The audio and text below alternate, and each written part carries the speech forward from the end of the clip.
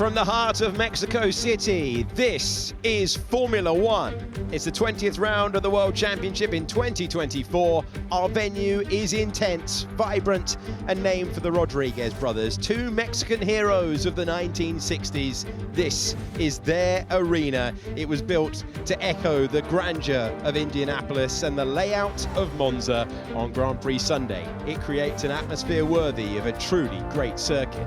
It runs to 4.3 kilometers, 2.6 miles. We have 71 laps on the board for this 20th Grand Prix of the season. 3 DRS zones, including a shorter one on the main straight. We have the 17 turns of this circuit, highest altitude of the year. That means huge levels of downforce and huge levels of speed when the air is thin. It's the C5, the C4 and the C3 tyres, the soft, the medium and the hards. You wanted the music and it's back once again. It is the Mexico City Grand Prix and this is the grid for it. From back to front, we have Esteban Ocon in the pit lane. Zhou Guanyu starts 19th on the grid. Next up, the shocks of Q1. Home favourite Sergio Perez next to Oscar Piastri. First time he's been eliminated in Q1 all year long. Next up is Franco Colapinto and Valtteri Bottas, his worst ever start around this circuit. Then the Aston Martins are side by side. Lance Stroll in 14th, 400th Grand Prix weekend for Fernando Alonso. No one's ever done that in the history of the sport. Lawson is 12th, Yuki Tsunoda's in 11th after hitting the wall in Q2.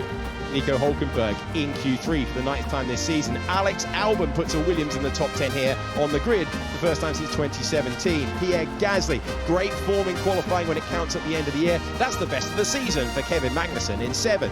Then it's Mercedes on the 3rd row. Hamilton behind George Russell again this year. Russell in P5. Charles Leclerc won 7 days ago from 4th on the grid. Lando Norris finds himself 57 points back and 8 metres back from his closest rival in the title. That's Max Verstappen. But out front, the man who desperately wants this win, Carlos Sainz, claims a 6th career pole position. The battle towards turn 1 begins right now. We leave the line for the Mexican Grand Prix, and it's a good reaction time for Max Verstappen. Verstappen has the inside line and the opportunity. How brave will Carlos Sainz be? An immediate spin into the barriers for the V-carb. And Carlos Sainz feels the need to give the place back to Max Verstappen, having jumped over the road. But it's Verstappen, then Sainz, then Norris. In the end, it's an unlucky one for Albon and for Tsunoda, who end up in a heap. I don't think there was much Albon could do. Squeezed by Gasly. I don't blame Gasly for that either. Gasly doesn't know that there's a very opportunistic driver on the outside of the driver that's on the outside of him. That contact between Tsunoda, Albon and Gasly was reviewed by race control. He's really close. Is he going to go for the late braking move? He is! That's the lead for Carlos Sainz, and he leaves turn 2 with the lead. Verstappen's close out of turn 3. Norris is really close behind Max as well. This is brave from Lando Norris, trying to go around the outside. Max Verstappen barges his rival off the road. They collide this time. Verstappen throwing it to the inside. They're both off. Extraordinary. Norris is ahead coming into the corner, but Max is good at having the shorter line and releasing the brake. Honestly, that's a bit of a crazy one. To send in a lunge on that corner with no hope of making the exit, it's a hopeless lunge. It's a 10-second time penalty for Max Verstappen. Another 10-second time penalty for Max Verstappen. Let's see how aggressive the two Mercedes go wheel to wheel. George Russell sweeps by, outside line becomes the inside line, becomes 5th position as the Mercedes went wheel to wheel. Alonso going deep into the pit box and retiring. That is not the way he wanted to celebrate 400 Grand Prix weekends, but Fernando Alonso with an issue.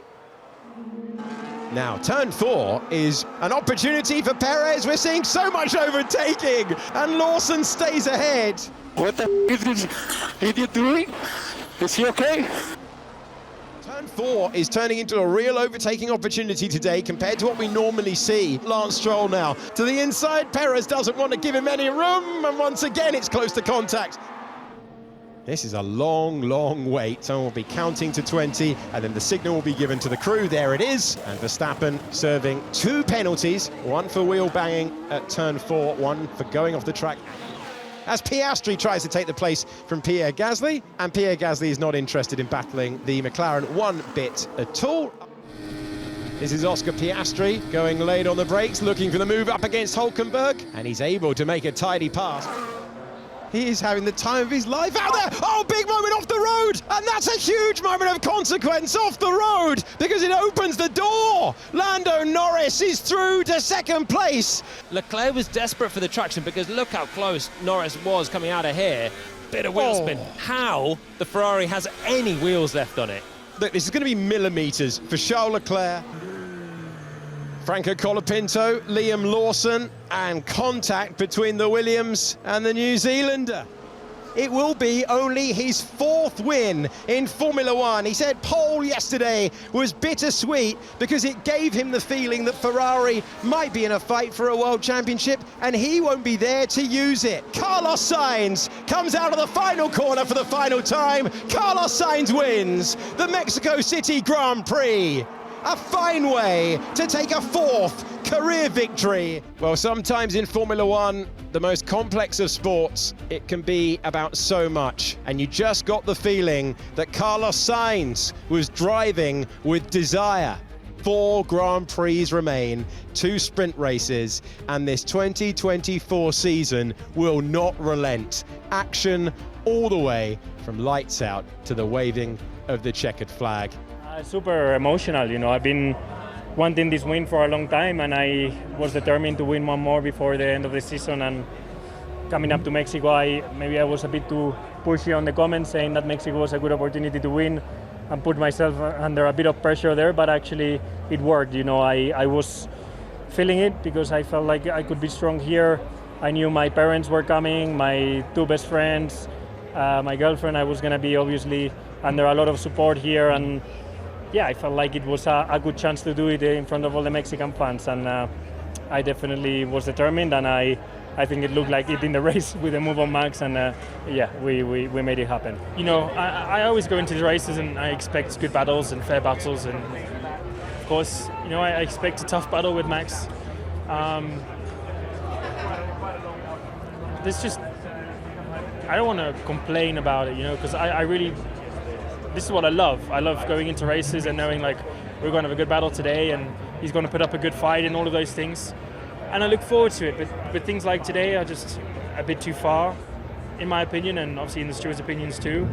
And I'd say probably the majority of people's opinions.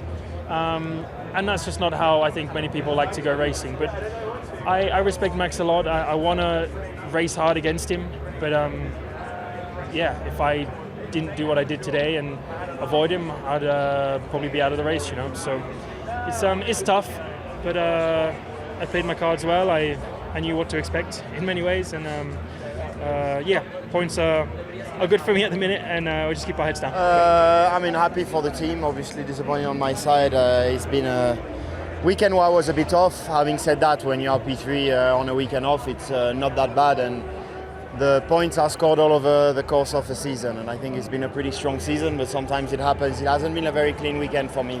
FP1 very few laps, FP2 we had few problems, and then I was always on the back foot. So it's the way it is. However, I feel like I've maximized my performance this weekend. There wasn't much more into the car. On the first stint, I felt like I had quite a good pace, but I had to manage temperatures pretty quickly, and then that was it. Well, I mean, at the end of the day, if you agree with it or not, it doesn't matter because the penalties are given. So that's also honestly not my biggest problem of the race. My biggest problem was that we just had no pace. Yeah, just struggling a lot on the tires. Yeah, couldn't really attack, and I couldn't follow Ferrari and McLaren. Yeah, obviously feeling really bad.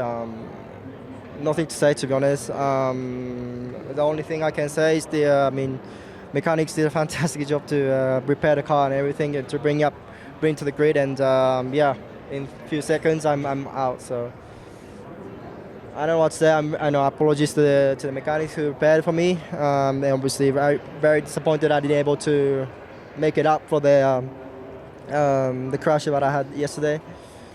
So yeah, it's I don't know. It's something just it's going around like last few weeks. So yeah, I can't say anything.